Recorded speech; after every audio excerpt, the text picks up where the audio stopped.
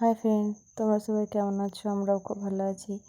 একদিন দেখিয়েছিলাম পায়রাটা উঠতে পারছে না, আজকেও পায়রাটা সে কী অবস্থা, আজকেও খাঁচা থেকে বাইরে বার করলাম। খুব ছটফট করছিল প্রথমে ওড়ার জন্যে। আমি ভাবছিলাম দেখি তো একবার বাইরে বার করে উঠতে পারছে কি না। মানে একটু একটু পারছে, পুরো উঠতে পারছে না, মানে পড়ে যাচ্ছে, শুধু ধূপধাপ করে পড়ে যাচ্ছে, উঠছে আর পড়ে যাচ্ছে। এই দেখো, দেখবে, দেখতে পারো। হ্যাঁ, বাকম। আমার মেয়েও খুব এক্সাইটেড দেখার জন্য যে কখন উড়বে পায়রাটা। এখনও উঠছে না, কত উড়াবার চেষ্টা করা হচ্ছে, কিছুতেই উড়তে চাইছে না। খাঁচার মধ্যে রাখছি, খাঁচাতে রইতেও চাইছে না, নিচে শুধু খেলবে। হ্যাঁ, বাকুম। হ্যাঁ, উড়তে পারছে না, কিছুতেই উড়তে পারছে না। অল্প অনেক উড়াবার চেষ্টা করছি, আমরা সব সময় উড়াবার চেষ্টা করছি, খাঁচার থেকে বাইরে করছি, দেখছি, উড়াবার চেষ্টা করছি, কিন্তু কেউ উড়াতেই পারছে না।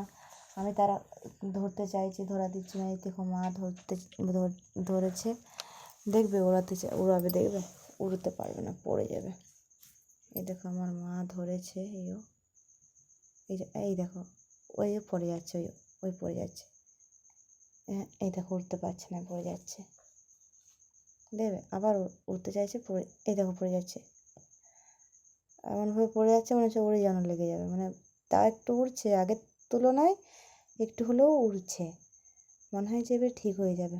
আর ঠিক হয়ে গেলেই আমি ছেড়ে দেবো, উড়িয়ে দেবো না বেটা। ওদের মা বাবার কাছে যাবে, ওদের দেশে উড়ে চলে যাবে। ওর মা আছে, বাবা আছে, বেটা উড়তে দিতে হয় তো। হ্যাঁ, হ্যাঁ, খাঁচার মধ্যে রাখতে নেই। এই দেখো, চুপ করে বসে আছে, চুপ, পুট পুট পুট পুট করে তাকাবে, একদম শুধু এই দিক তাকাবে, ওদিক তাকাবে। এই দেখো, দেখছো, দেখো দেখো, খুব দস্যি হয়ে যাচ্ছে, খুব বদমাশ হয়ে যাচ্ছ তুমি, সোনা। হ্যাঁ, বাকুম বেটা,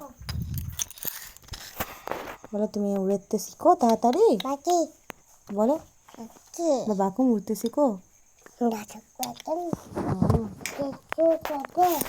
উড়িয়ে দেবো, তুমি কাঁদবে না তো বেটা, কাঁদবে না তো। ওইখানে, ওই ওপরে উড়িয়ে দেবো, ওই দিকে খেলা করবে, একবার করে খেতে আসবে আমাদের ঘরে না। ভয় নেই, ভয় নেই, মন খারাপ হলেও কিছু করার নেই। By friend.